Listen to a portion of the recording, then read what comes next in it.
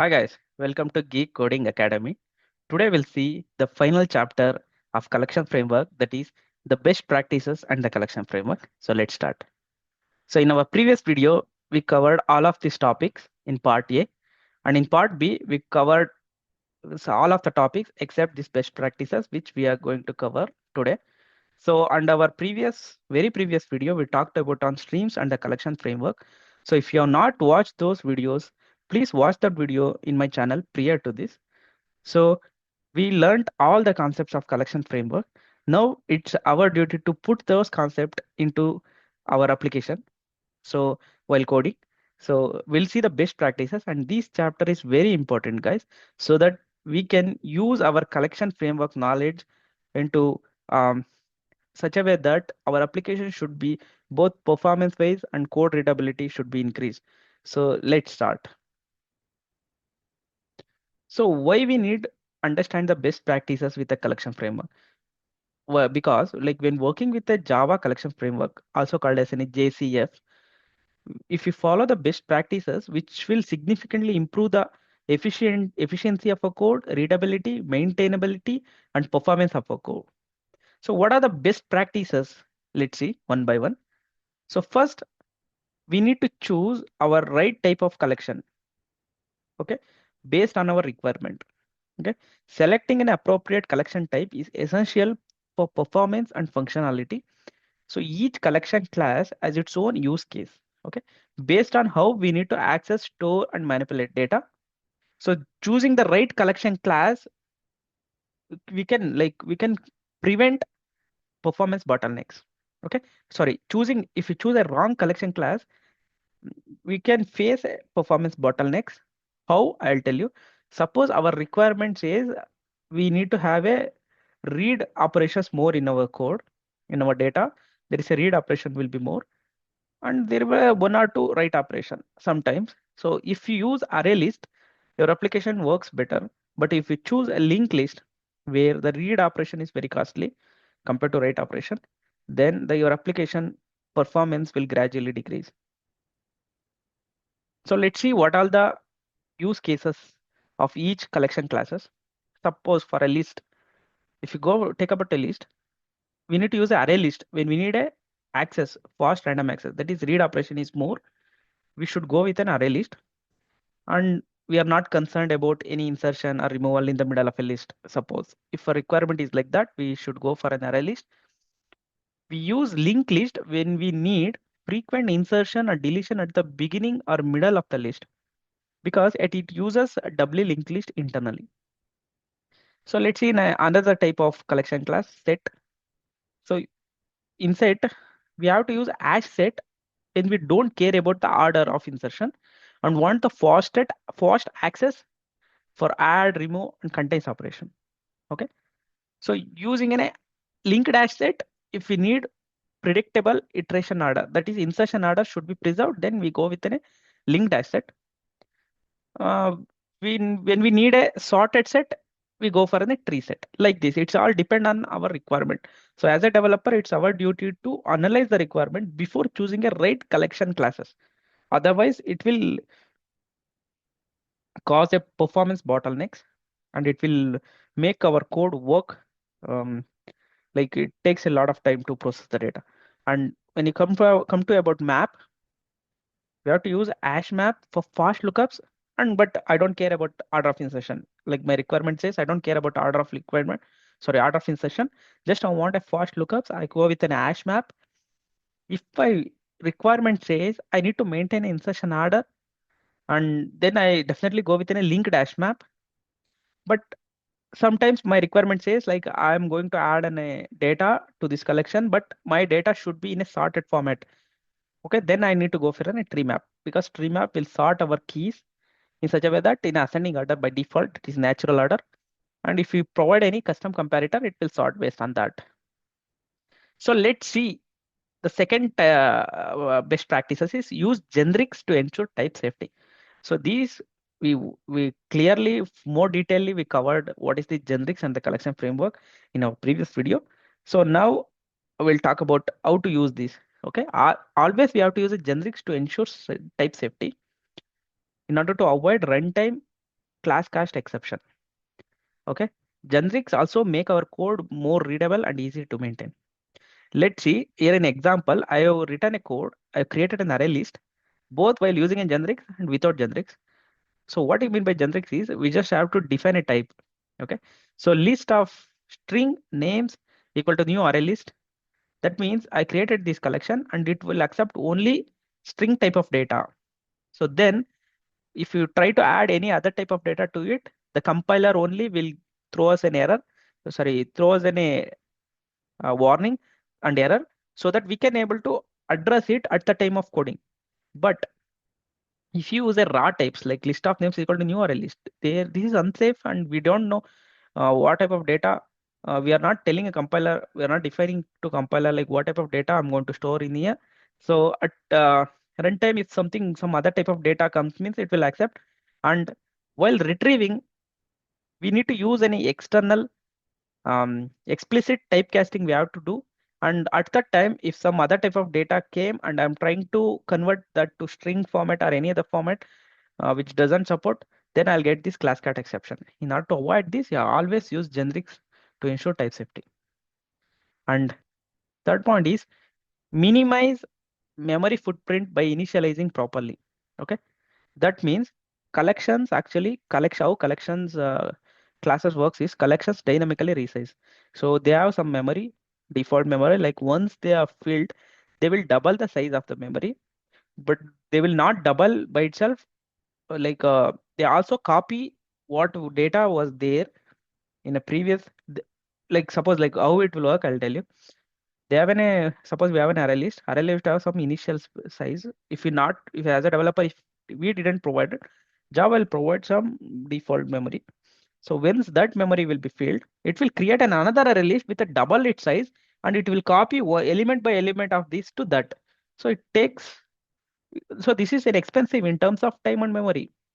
So if we know that our data will be like around 500 to 1000 data max, it will come. More than that, it will not come. Then we can initialize it. So always we can initialize collection with correct capacity. So when we know the appropriate size of elements, to avoid unnecessary resizing. So suppose like for array list, hash map, hash set provide an initial capacity, which avoids reallocation and resizing during runtime, especially in scenarios with a large data set. Okay, resizing happens behind the scenes, usually doubling the capacity, they'll resize, but it comes at a cost of copying the old array to new array. That will copy data present in an old array to new array. So how we need to initialize like this? Suppose I create an array list and my requirement says only 100 elements max. It will always less than that. Then I can, while creation itself, I can give it's an 100 inside a bracket so that it will map to 100 data elements. That means 100 memory size it will be allocated. Like once it finished that, like it will not resize. Okay. Similarly, for an hash map, we can able to give for all collection classes. We have to initialize. If you know how many data we're going to store. Okay. And while checking the collection, suppose we want to do some operation, I need to check if the data present in a collection or not. What generally some people will do is they'll take dot size method and they will equals that to 0 in order to check. Suppose like if array list, so I created array list, some date, some data will be there. So I need to do some operations. Some people will do like array list dot of is size. So it will return the size of the elements present in that array list equal to 0. That means that array list don't have any data. Then they'll do some operation. But that's a poor programming. We have to use a factory methods. We have to use already existing methods is empty. Because when checking a collection is empty, we have to use is empty instead of size method, calling a size method then equal to 0.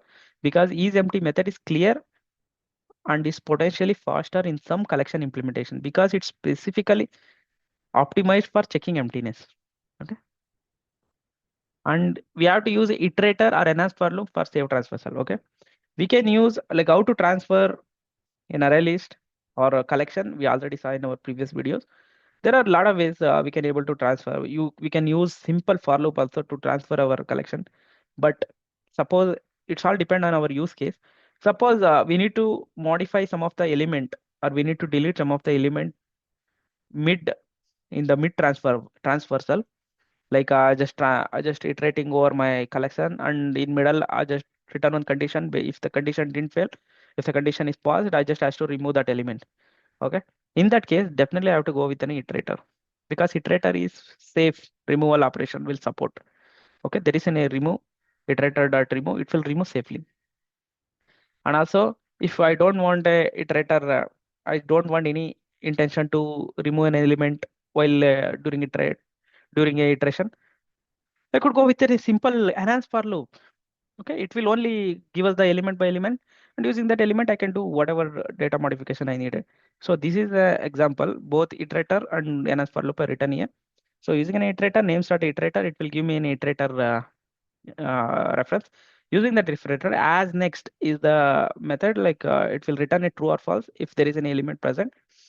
So if there is an element present, then it will come under inside of a while loop, where using one variable, I just I just call the next method, which will return me an element, and this is my condition. If that equals to John, I just try to remove that. Iterator remove. It's safe removal. Okay. So if we need to remove elements from a collection while iterating, always use the iterator to avoid concurrent modification exception. If you use any other method of iteration and try to remove an element in between, you'll get any concurrent modification exception. So best way to iterate is through an iterator in collection. Or if there is no modification done during an iteration, means go with a for loop, enhance for loop. So this enhance for loop is just um like we initialize one variable and we'll pass the array to it. Automatically we can able to use that. That variable will take one by one array. So direct removing elements from the collection during an iteration using in a regular loop will create concurrent modification exception. So okay, let's see. Use collection utility class. I already say in collection framework we have a collections utility class, and also we have an arrays utility class that will support for arrays. For collections we have a collections utility class. These utility class we have some of the static methods that are already been given by Java team for to make a developer life easy. Okay. Suppose you want to do our data manipulation easier and more efficient, just use that collection class instead of writing your own logic, because always those were written for better performance and better optimization.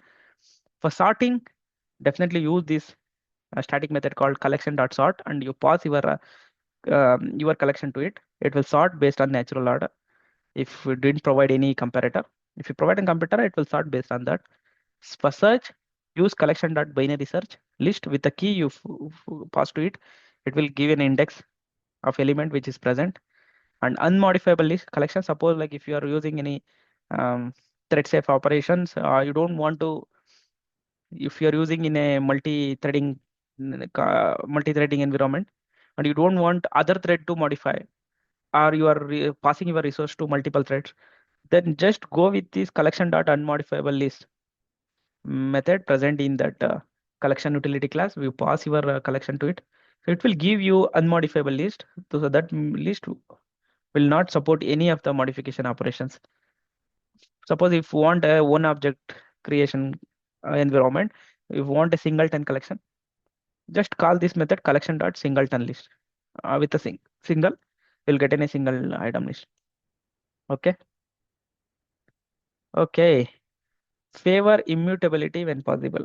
Like suppose wherever possible, go with an immutable collections, because by any chance, if you go with an immutable collection, like once it's created, that's it. There will no way to delete or modify your data, and it was more thread safe.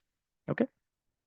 So immutable collections are thread safe, easier to reason about. And these are all concepts I already discussed, guys. So like, this is a brief overview I'm giving here. If you want detail, just go into my channel and see my videos, other videos. Like it's easier to reason about and can prevent unintended modification of the data. My data will be safe if you use an immutable collections. To create an immutable collection, I already say we have a whether we can use of collections utility class, or we can use of any Java 9 features. Like how to create a using any collection immutable collection utility class is collection dot unmodifiable list, and if you pass our list to it, it will make it as an immutable. Or better version of this, even if you use a collection utility class, there are some chances to resize or to change your original array gets changed. If you can change your original array, there is some possibility. But if you use this Java 9 feature, introduce some factory method to create immutable collection. That is, if you are using a list dot off 1, 2, 3. So it will give us a array list of immutable array list. Or if you already have an existing array list and want to make it as an immutable, you can use the list dot copy of and pass that array list to it. So it will make a immutable array list for you. So immutable collection reduce the risk of accidental changes. Suppose any accidental changes to the data leading to some bugs, it will all prevent that. Okay. Okay. Use streams for efficient data processing. I already talked more about streams in my previous video.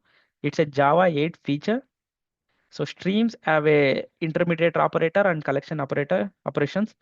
So using those intermediate and collection operations, we can easily process our data. Stream is not a collection. It's just a tool to process our data. So if you're using Java, if you're in your application, if you're using Java 8 or higher, please take advantage of the stream to process your collection. Streams provide a clean, declarative, and often more readable way to manipulate collection. For example, I'm having a list. I simply use list or stream. That's it. I can able to use all these intermediary operations and terminal operations. Dot filter, I'm just filtering it out all the elements present in that list whose name starts with A, and I'm collecting dot collector dot to list. I'm just collecting. I filtered all the elements whose name starts with A, and I collect again back into a list on a one line. How cool is that? So stream operations like a map, filter, and reduce allow for more concise code and can often result in performance gains, especially in a parallel stream. Suppose if you want more performance, you can go with a parallel stream. Here I'm using a just stream. Instead of that, you can use list.parallel stream. It will also support. So where multiple threads, the processing will be divided into multiple threads so that it will be much faster. Okay. So consider enum and enum map, enum set and enum map for enums. This we already talked about enums. Like enums means a constant, some of the constant set will define. Like when you're dealing with an enums, prefer using an enum set and enum map over traditional collections. They're highly optimized. These enums are made for performance and memory only. Suppose we have on weekends, like weekends, enum set of dot date of a week, Saturday, Sunday, all 7 days a week. You can define it here in a weekend, and whenever you're using, you can use this. Like suppose if you create a new in a map has a key and value like a day, week of a Monday, and task one. You can use this. This is both the examples, set and maps. So enum set and enum map are implemented internally as a bit vectors, making them very fast compared to hash set and hash map. Okay. Okay. Next point is be mindful of hash map and hash set performance. Okay. When using a hash map and hash set, the performance of get, put, and contains depends on the quality of a hash function of the object we store. Okay.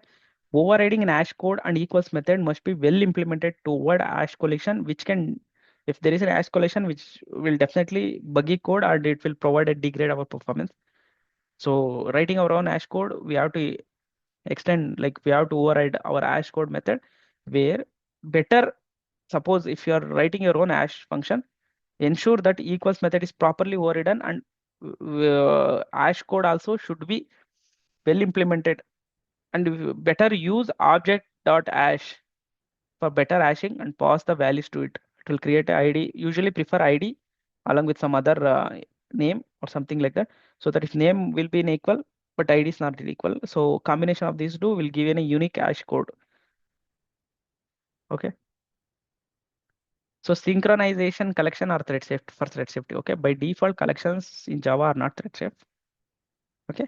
If multiple threads access the collection concurrently, we may encounter issues like a concurrent modification exception. To make it in a thread safe, I already say, to make it in thread safe, use collection.synchronize list or collection.synchronize set, etc. based on which collection we are using. Wrap your collection in a synchronized version. How to map it? Like consider using in a if you use concurrent hash map or copy and write array list, it will already map for synchronization, better performance in a concurrent environment instead of synchronized collection. Or if you want to map any of other collection into a synchronized version, you can use a utility class collections.synchronized list if you're using a list, and it will provide as a synchronized list, and it's a thread safe. Okay. What do you mean by threading and all? Like while talking about the threads, I'll talk about all this. Avoid boxing in collection with a primitive streams. Okay. Java collections works with objects, which means using any primitive types like int, long, and double results in boxing. Okay, because Java collections works for objects, but these primitive data types are not objects. If you use primitives like int, long, and double, which results in boxing, that will be wrapped up with the wrapper classes. Then the collection will use that. Boxing them into a wrapper types like int will convert back to an integer, long will convert into an a long where L is caps, and double is convert to a double. There are classes actually. These primitives will convert back to classes, but boxing is expensive in terms of both memory and performance. So in order to avoid this, we have to use a primitive streams. Like if you want to use any int, primitive data type int, instead of that you could use int stream. If you want to use long, long stream. If you double, double stream. Like int stream dot range, if you provide a range 1 to 100 dot for each, you'll get a 1 to 100 data of int. So these helps unnecessary object creation and memory override. So let's see the conclusion. If you follow these best practices, will make use of will make your use of Java collection framework more efficient, safe, maintainable. So choosing right collection, ensuring type safety with generics, initializing collections with an appropriate capacity, if you know that what data I'm storing, and taking advantage of Java 8 features like streams will help you to write a better code. So we want to be a better developer. Okay. So this all about today's topic, today's lecture, guys. I hope you guys understand how to use wisely these collections, and this finishes this collection framework. In my next video, I'll talk about more on Java input and output, Java IO, reading and writing into a file. That's more exciting concept. So guys, I love you guys. Like you guys will definitely love that concept. So if you guys really if this video really helps you guys, please subscribe to my channel.